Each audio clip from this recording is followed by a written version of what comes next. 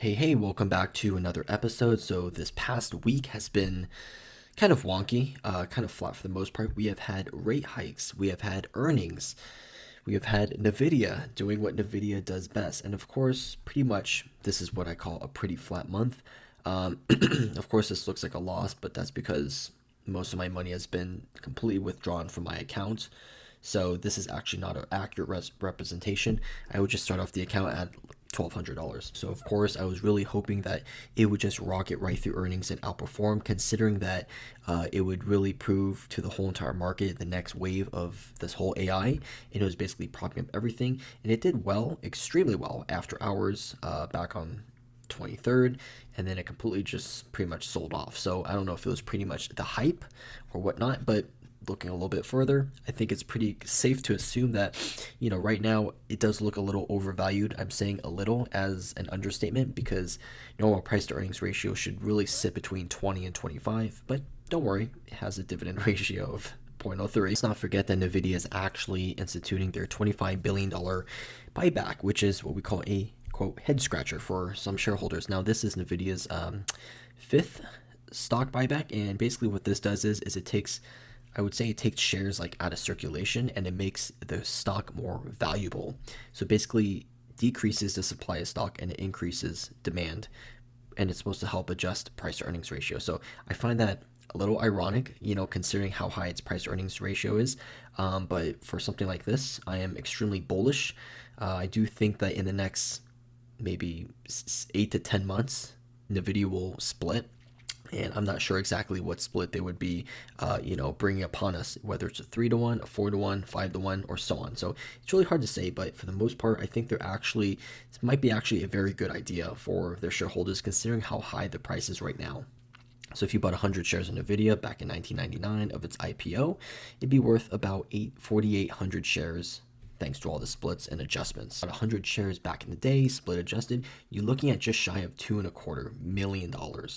So the fact that NVIDIA has split 5 times, and the fact that it just split in the last couple years, 2021, and now, I mean, trading at what it's currently trading at, above $465 a share, it's safe to assume that in the very near future is more than likely going to split again, and it's just something that I think is inevitable. I enjoy whenever I look at it because it shows just how beautiful NVIDIA is as a company, how much it's grown over this past year, and comparing it to all the other companies, how much it's simply just destroyed every single other company.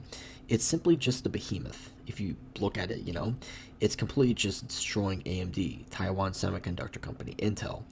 And while a lot of these companies are very prominent in their own industries, semiconductor industry, I just don't think that they're comparing up to NVIDIA because aside from being a semiconductor stock, they're not basically up to speed with the whole AI technology that NVIDIA is investing in. Basically NVIDIA is like the fountain of youth in a sense. It's basically the brand, like the new beginnings for all things. And I think it is basically the new beginning for the future of AI, considering how much they're investing into the future. And simply, we are at the baby steps right now of AI. This is just being introduced, to our society, whatever you want to call it, to their own industries. And we have so much more to contribute in the next even 3 to 5 years before this really starts to take off. And I don't think this is actually just all hype because it's actually being implemented right now to where we're actually seeing a lot of results of streamlined processes. Whether you're incorporating AI in healthcare, finance, consumer relations, that sort of thing. The more defensive side of my portfolio that I talk about a lot. We have SPY, Merck, and Berkshire Hathaway Class B shares. We don't have Class A shares because we're not simply at that level yet. But I think it's pretty easy to say why anyone would invest into SPY because it's the S&P 500. It's diversified, it pays a dividend, and it is so diversified that basically if these top 500 companies were to fail, basically our economy would not be doing so well. And of course, we have Merck next, which pays a hefty dividends in the pharmaceutical slash basically pharmaceutical industry, and the Berkshire Hathaway, which is in the real estate side of things, and it's pretty defensive if you ask me. So when you look at all three of these combined, basically my thought process is why would you want to invest in three different ETFs that track the S&P 500 when you're basically already paying a fee to own those ETFs? It's like a management fee. And why not just own three different holdings that are basically diversified in their own, set and boundaries? their own ways as well, and of course, year to date, when you look at these, pretty much Merck has not done well, but the SPY and Berkshire are fairly similar, which is kind of ironic if you look at that.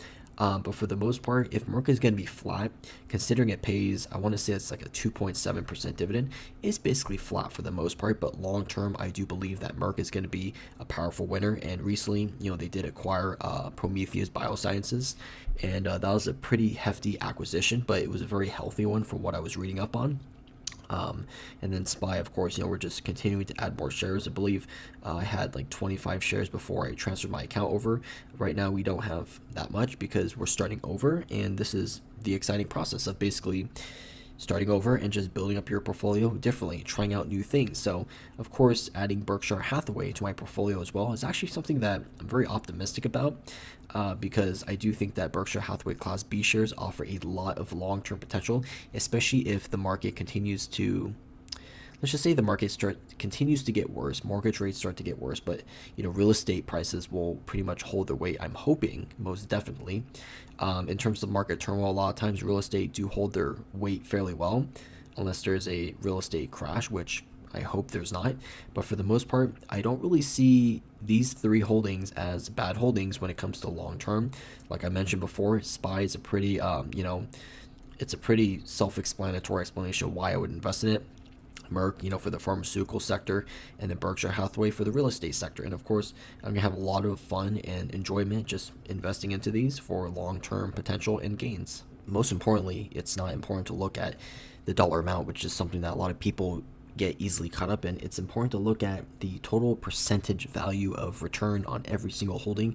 And of course, you're looking at all these holdings, right? Total return. SPY is at, negative loss. NVIDIA, okay, modest 42% gain, and so on. Gain. And then you have Berkshire Hathaway, and then DigitalOcean, of course, which has taken a beating, especially after the CEO decided to step down. And you look at all these, but because I'm just purchasing these in a very recent period, of course, my dollar cost average is going to be fairly high. So, I will have to plan going ahead in the future, basically larger purchases, but every once in a while, so I could build up that dollar cost average, not too close together, if that makes sense. But since I'm investing for the long term, I'm not really too worried about it, as long as I could build up a lower dollar cost average early on in the game. Keep your powder dry, lay your foundation down. You'll more than likely, succeed in the future, financially speaking. And right now, sitting just above 3,000, it's a very humble amount to be investing with. It's not six figures, but I know that, soon enough we will work our way back up to six figures, and then from there we will work our way up to the next, figure, which, first we have to get up to six figures again. So this will be a very fun process, and I will obviously keep all of you involved, trying to be transparent about this. And it's going to take a while, but you know what? We're all here together, investing together. So other than that, hope you guys enjoyed the video. Don't forget to like and subscribe, and I will talk to you guys next time. As always, happy investing, stay safe, and take care.